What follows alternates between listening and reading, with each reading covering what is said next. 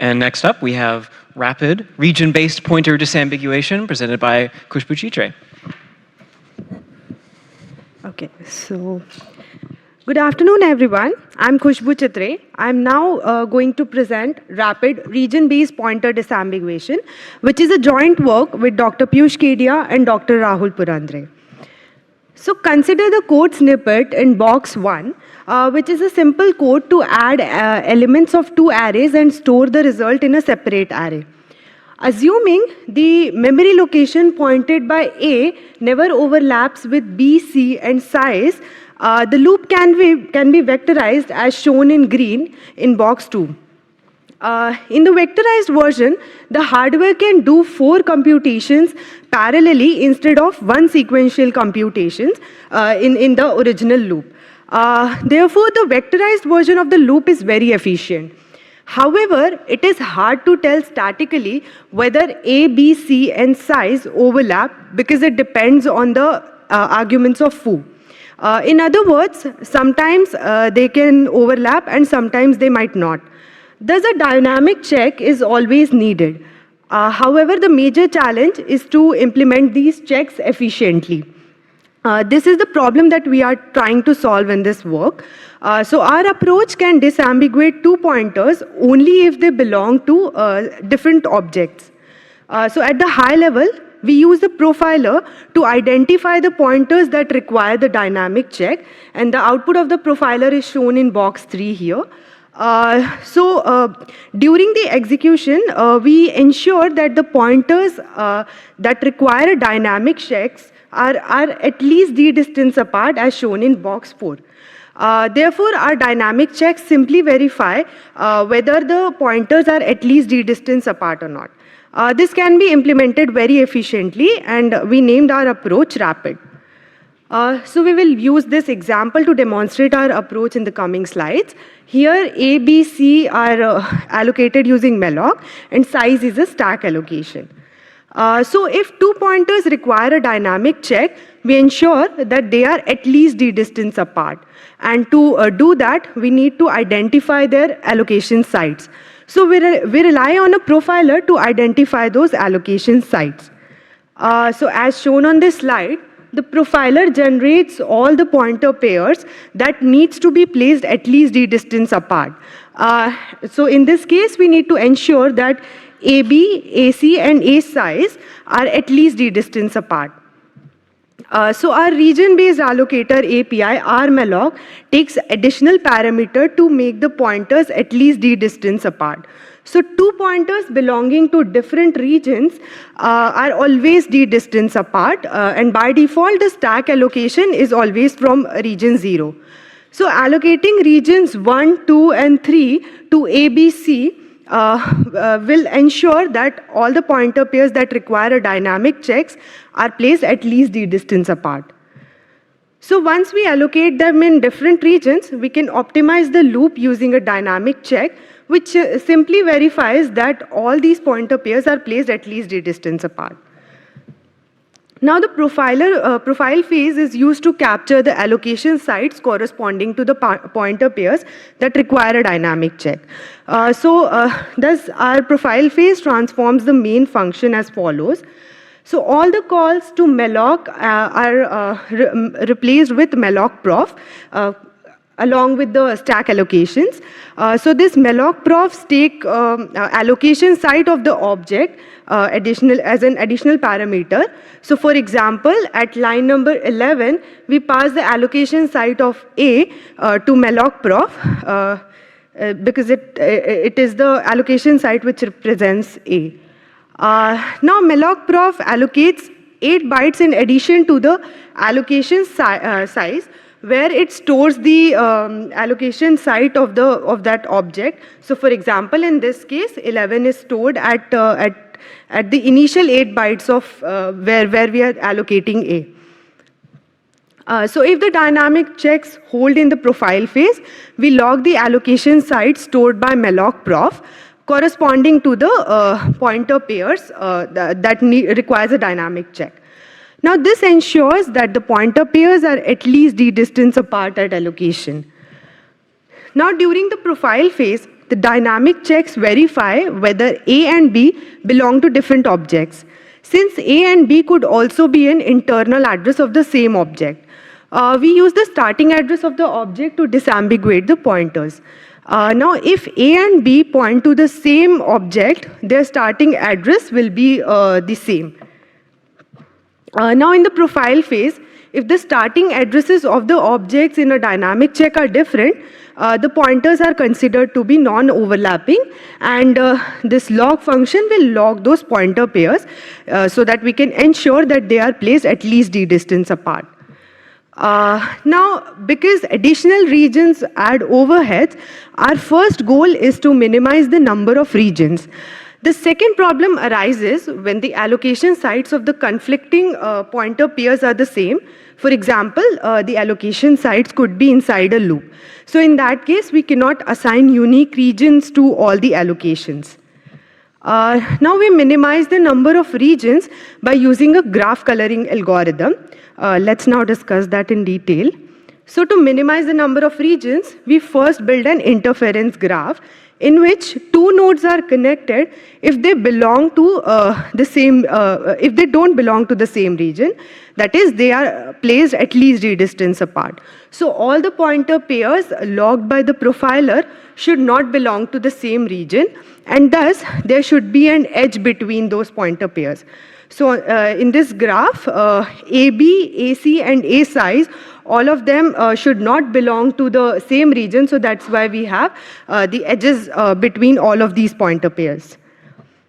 Now the problem of minimizing the number of regions is the same as the problem of finding the minimum number of colors to color this graph when two adjacent nodes in the graph cannot have the same color.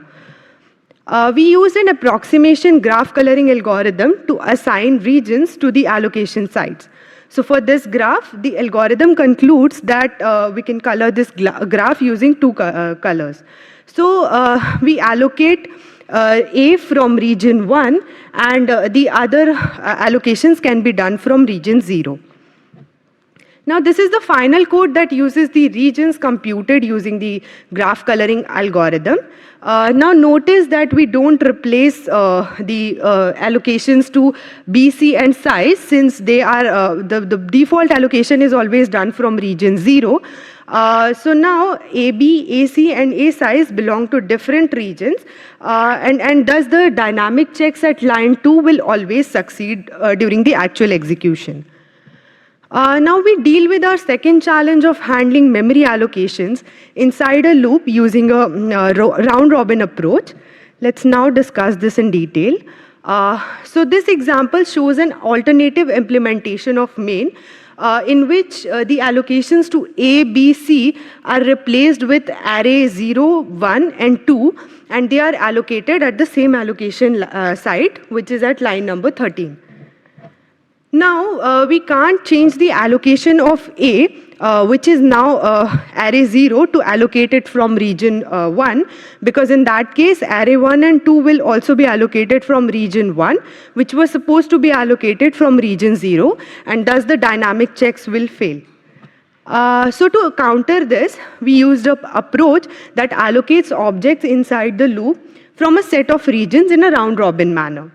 So for example, the set of regions that are allocated to this loop are from start region to end region minus 1. Here, cur region represents the next allocation that should be done inside the loop. So initially, cur region points to start region. Then it moves to start region plus 1, then plus 2, and then plus 3, and finally to end region minus 1. So when all the regions are exhausted, we come back to start region. Now in the non-round-robin approach, the dynamic checks might have failed even if the actual objects didn't overlap, but they don't fail with the round-robin approach. With higher number of regions, the likelihood of dynamic check failure reduces. However, increasing the number of regions might also increase the overhead of our approach. But in our experiments, we found that with 16 regions, the dynamic checks never failed, even for significantly large benchmarks. Now let's take a look at how this region-based allocation works. A region contains a list of segments. The size of every segment is 4 GB, and here 4 GB is the value of D that we used in our dynamic checks. D could also be any size with a power of 2.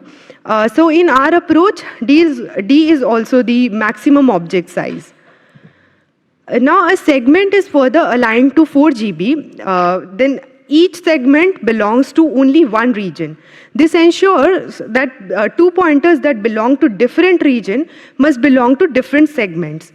Now, because an object always fits within a segment, if 2 objects belong to different regions, they can't overlap.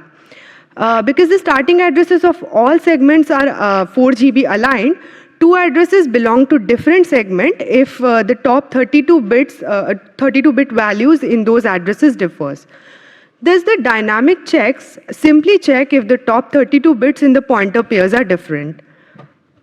Now, this slide shows our actual dynamic checks, where the condition A XOR B greater than 4 GB is true if top 32 bits in A and B are different.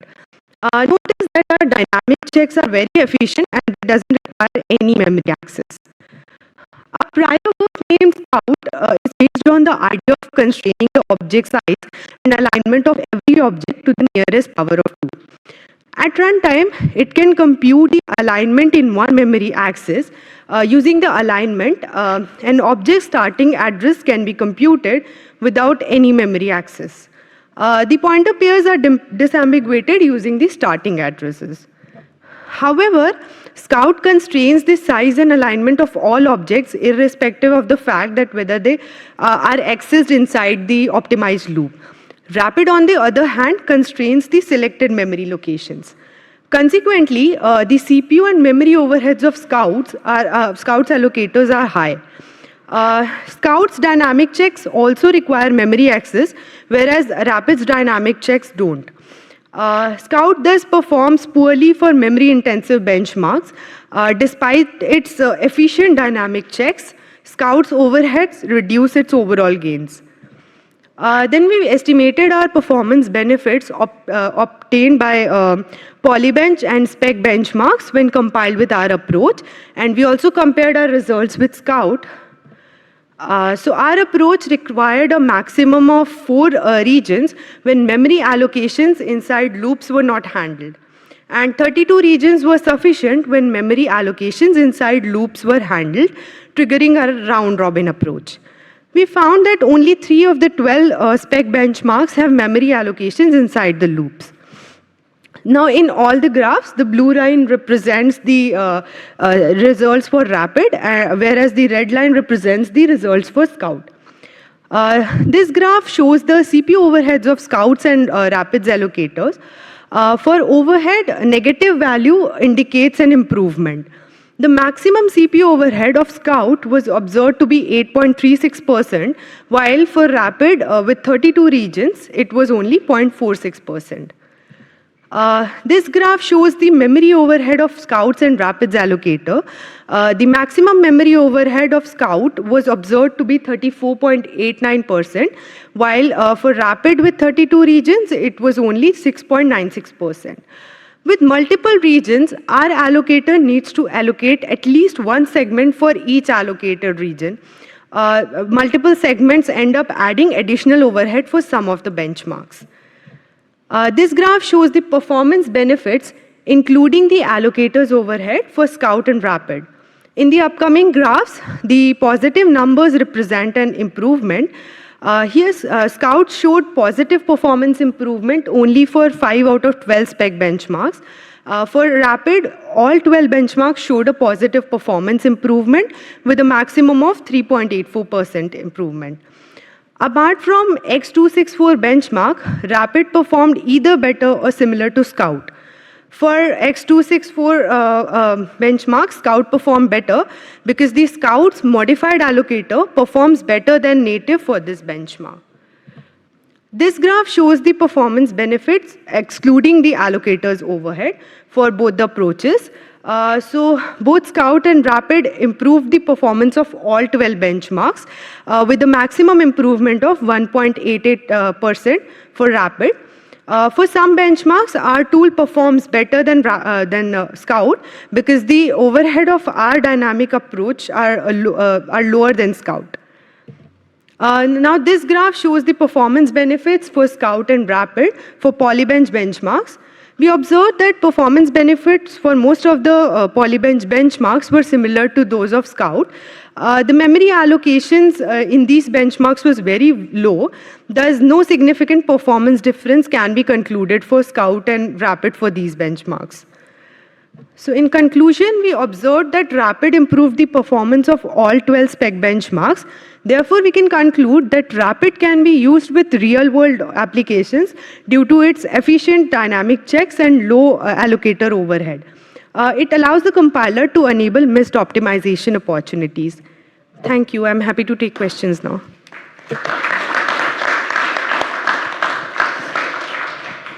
All right, any questions, come to the front.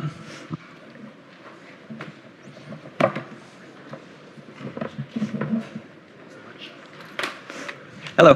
Hi. Can you say a little more about how performance changes if you picked a bad number of regions? If you, sorry? The number of regions makes a big difference for the performance, correct? Yeah, so we tried with different number of regions increase for that round robin approach up till 256. So mostly the CPU overhead was approximately around 0.6%. So maximum was around 0.6%. But memory overhead obviously increased because of the fact that now the number of segments required are more. So mostly CPU overhead, I can conclude that mostly CPU overhead was not that much. Okay, and then do you always just pick the maximum number of regions that you can support? Or how would I, as a programmer, pick the regions? So that depends on the fact that, I mean, if the dynamic checks, the number of regions required, you can say the point or the number of regions where the dynamic check failure is like, I mean, no dynamic check fails, then in that case, I think that is the best choice to pick the number of regions. Okay. Otherwise, it depends on the user if they want to pick more number. But then again, the problem is it might increase the memory overhead. Yeah. One question I have is the effect. Did you look at the effect on the binary size of adding these conditions? Does it substantively change the final binary from having the extra branch in the generated code? Yeah, we saw that. I mean, the overall the code size, from the perspective of code size, but maximum, as far as I remember, it was like there was only one benchmark in which there was only like 3% increase in the code size. Yeah. So. Got it. Okay. Thanks. Okay. All right. Well, let's thank our speaker one more time. Thank you.